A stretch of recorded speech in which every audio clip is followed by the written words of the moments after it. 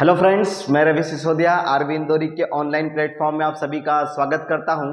आज हम क्लास 11 का अरिथमेटिक प्रोग्रेशन डिस्कस करेंगे। अरिथमेटिक प्रोग्रेशन क्या होता है, मैंने कंसिडर कर लिया कि मेरे पास एक सीक्वेंस है, 500 है, 1000 है, 1500 है एंड 2000 है एंड सो ऑन। इस तरह का मेरे पास कोई सीक्वेंस है। इस सीक्वेंस में आप देखेंगे इन दोनों नंबरों के बीच जो डिफरेंस है वो 500 है। सेम इन दोनों नंबरों के बीच में जो डिफरेंस है वो 500 है। सिमिलर इन नंबरों के बीच में जो डिफरेंस है वो 500 है। मीन्स टोटल सीक्वेंस में जो नंबर्स आ रहे हैं सभी में डिफरेंस क्या है, 500। मीन्स सेम डिफरेंस है। और अगर डिफरेंस सेम होता है सीक्वेंस में तो हम बोलते हैं अरिथमेटिक प्रोग्रेशन, जिसको हम शॉर्ट में बोलते हैं एपी। फर्स्ट पोजीशन पे जो नंबर लिखा होता है उसको हम ए से इंडिकेट करते हैं और उसका नाम होता है फर्स्ट टर्म ऑफ सीक्वेंस। नंबरों के बीच का जो डिफरेंस होता है उसको हम डिनोट करते हैं डी, और डी को हम बोलते हैं कॉमन डिफरेंस। जो लास्ट पोजीशन पर जो टर्म हमारे पास, पद जो हमारे पास आता है उसको हम बोलते हैं लास्ट टर्म या nth टर्म। हम इसको an से भी डिनोट करते हैं। This is the last term या nth term of the sequence. n is the number of terms। तो आज हम क्लास में आपसे डिस्कस करेंगे कि नंबर ऑफ टर्म्स को हम कैसे कैलकुलेट करते हैं किसी भी क्वेश्चन के अंदर। इसे प्रीवियस वीडियो में मैं आपको लास्ट टर्म या nth टर्म कैलकुलेट करते सिखा चुका हूं, और अगर आप लोगों ने अभी तक उस वीडियो को नहीं देखा है तो डिस्क्रिप्शन में लिंक दिया गया है, उस पर जाकर आप क्लिक करिए और हमारे चैनल को विजिट कीजिए। वीडियो को लाइक कीजिए, शेयर कीजिए और चैनल को सब्सक्राइब कीजिए। देखते हैं एग्जाम्पल कि कैसे हम nth टर्म को कैलकुलेट करते हैं। हमारे पास क्वेश्चन है, which term of sequence 3 8 13 18 is 498। Which term means हमें कैलकुलेट करना है nth टर्म, हमें कैलकुलेट करना है देखते हैं हमारे पास एक क्वेश्चन है, which term of sequence 3 8 13 18 is 498। जब हमें किसी क्वेश्चन में बोला जाए विच टर्म ऑफ सीक्वेंस, तो मींस आपको कैलकुलेट वहां पर करना रहेगा n नंबर ऑफ टर्म्स। तो हमें क्या क्या गिवन है सीक्वेंस के अकॉर्डिंग देखा जाए तो फर्स्ट पोजीशन पे जो नंबर आपको गिवन होता है उसको हम बोलते हैं first term, and first term को हम डिनोट करते हैं a से। तो आपको a का वैल्यू गिवन है 3। आप next term minus previous term करते तो आपको मिलता कॉमन डिफरेंस 8 माइनस 3, आपको कॉमन डिफरेंस मिलेगा 5। और लास्ट टर्म आपको गिवन है L equals to 498। Last term का हमारा फॉर्मूला होता है L equals to a plus n minus 1 into D. L का वैल्यू आपको गिवन है 498, a का वैल्यू गिवन है 3 प्लस n आपको कैलकुलेट करना है और d का वैल्यू आपको गिवन है 5।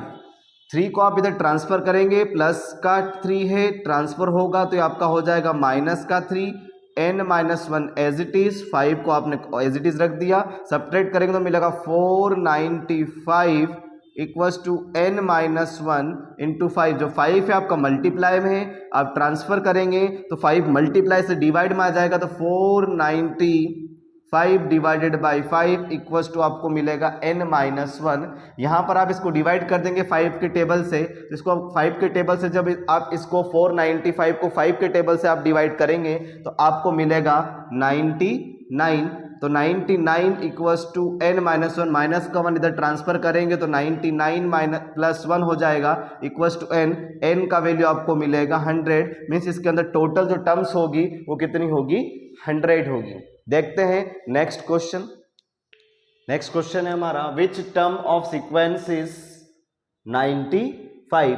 अभी मैं आपको क्लियर कर चुका हूं, जो फर्स्ट पोजीशन पर आपको मिलेगा वो फर्स्ट पोजीशन पर आपका a होगा। मींस आपको a का वैल्यू 25 गिवन है। Next term minus previous term करेंगे आपको d मिलेगा, 30 माइनस 25 करेंगे तो आपको 5 मिलेगा। लास्ट टर्म आपको गिवन है 95। विच टर्म मीन्स आपको कैलकुलेट करना है यहाँ से n का वैल्यू। फॉर्मूला है आपका L equals to a plus n minus 1 into D.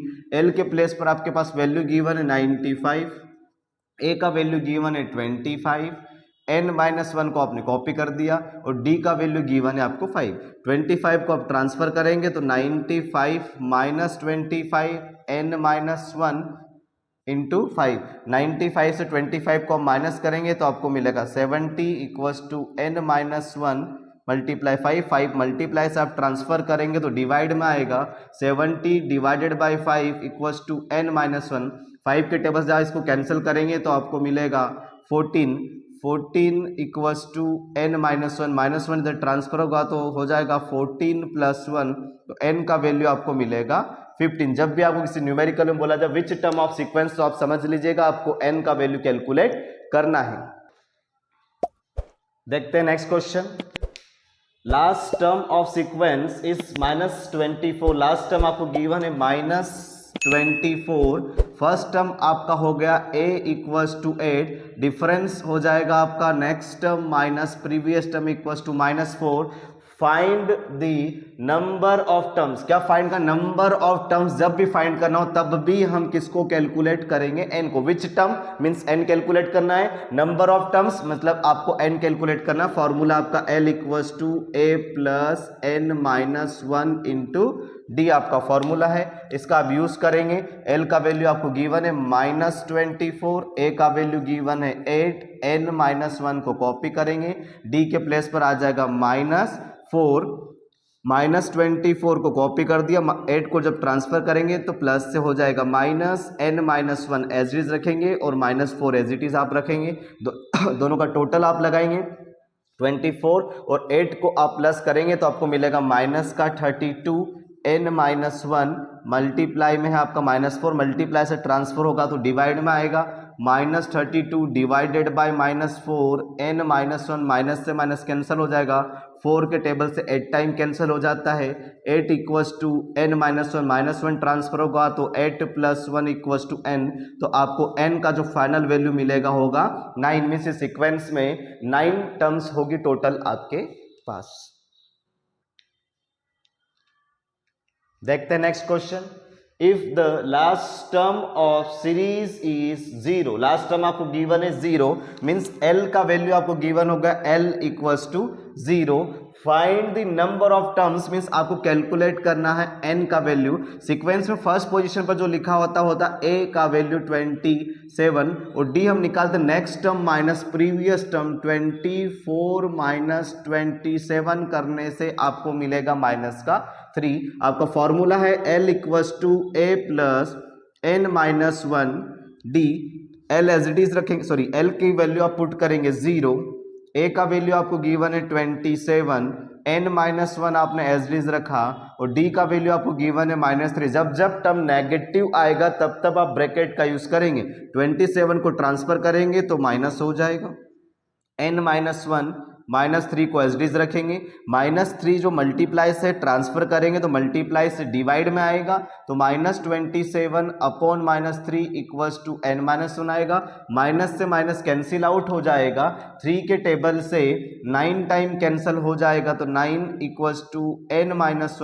1 transfer होगा तो +1 हो जाएगा n का वैल्यू मिलेगा 9 + 1 10। तो इस सीक्वेंस के अंदर टोटल टर्म्स कितना होगा आपका 10 होगा।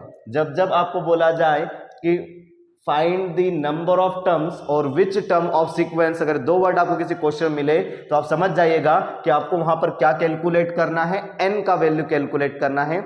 इसी तरह से नेक्स्ट हम मेथड लेकर आएंगे हमारे वीडियो पर, आप इसी तरह से बने रहिए, लाइक करिए, शेयर करिए, सब्सक्राइब करिए। Thank you.